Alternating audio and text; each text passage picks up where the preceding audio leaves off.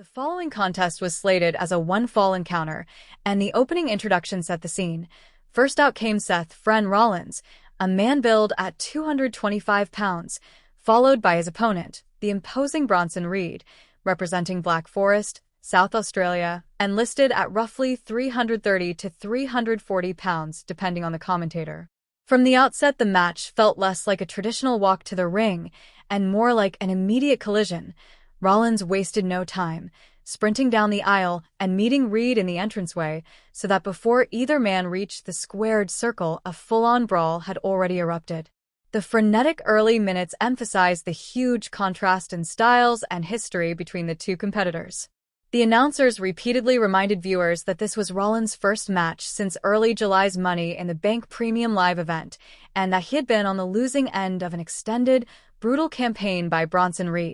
Rollins had been repeatedly battered and left reeling by Reed's attacks, and Reed's campaign even included 6 separate tsunami strikes that had taken a great toll. The commentary team stressed how beat-up Rollins looked coming into the match, debating whether he could possibly be anywhere near 100%. They noted the incredible mileage on Rollins' body after a long career, and contrasted that with the apparent freshness and menace of Bronson, who has become a destructive force in WWE and who the broadcasters described as a monster from Australia that presents a unique and terrifying challenge. The uneasy question hanging over the encounter was whether the hungry, aggressive side of Rollins, the competitor who can become a monster himself, still existed after all of the punishment he'd taken, or whether Rollins had become the complacent veteran who had lived at the top too long, and perhaps forgotten what it felt like to claw his way back from the brink. The match narrative was foregrounded by the storyline that Bronson had been on a meteoric run. His resurgence and momentum had made him a box office attraction and a money-making act for management. And yet he had the raw, pressing ambition of someone trying to force his way into the main event picture.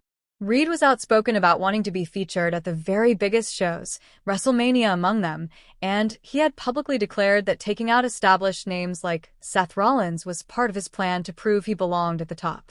Even the general manager's commentary was provided. Adam Pearce acknowledged the dilemma of being drawn to protect the locker room while simultaneously recognizing that Reed was selling tickets and building momentum, which made Reed difficult to bench or sideline. Back in the assault, the physicality was gruesome and relentless. Rollins' early attempt to take the fight to Reed included a suicide dive and other aggressive maneuvers aimed at disrupting the big man's rhythm. Reed, however, repeatedly demonstrated that he was not only strong but surprisingly athletic for his size. He repeatedly absorbed Rollins' initial onslaught, returned fire with devastating power, and at one point even caught Rollins midair and drove him headfirst into the timekeeper's area and a steel chair.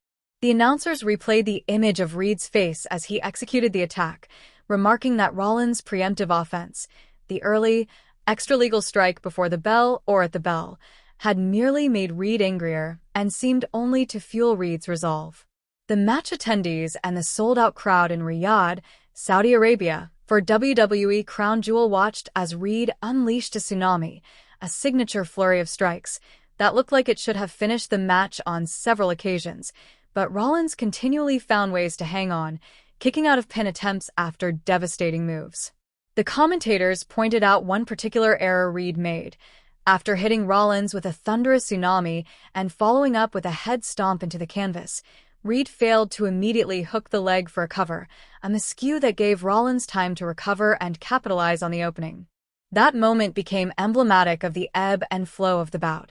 Huge, match-ending strikes that somehow produced 2 counts instead of 3, near misses and recoveries that increased the drama and left both men reeling. Strategically, the match showed Rollins trying everything in his considerable arsenal in the hope of toppling this modern behemoth. Despite the obvious size difference, the match was not the simple David versus Goliath story many fans might have expected. Bronson, while big, is also a conditioned, athletic performer with stamina and in-ring versatility. The commentators emphasized that Reed is no ordinary Goliath, and that his conditioning and athleticism allowed him to go the distance against anyone.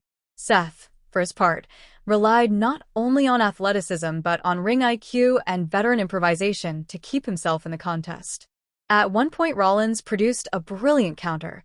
He managed to avoid Reed's attempted powerbomb by shifting his weight and instead planting Reed with a DDT, a sequence that bought Rollins valuable recovery time and underscored why he is a multiple-time world champion. The crowd tried to buoy Rollins as he set his sights on a top rope gamble, a high-risk frog splash that crashed onto Reed's massive frame. Once again, the size of Reed made it difficult for Rollins to secure a decisive cover, and only a surprising one count followed. Rollins' frustration began to show. He seemed bewildered at how many of his biggest, most dangerous offenses only scored 2 counts. The broadcasters repeatedly showed the look of near disbelief on Rollins' face. "What more do I need to do?" And pointed out that for a superstar of Rollins' pedigree, being frustrated in the ring like that is a new and humbling experience. Yet Rollins continued to innovate, targeting the back of Reed's neck with a rolling elbow and repeatedly trying to chop at the big man's lower body in an effort to chop him down or neutralize his base, the classic strategy against a larger opponent.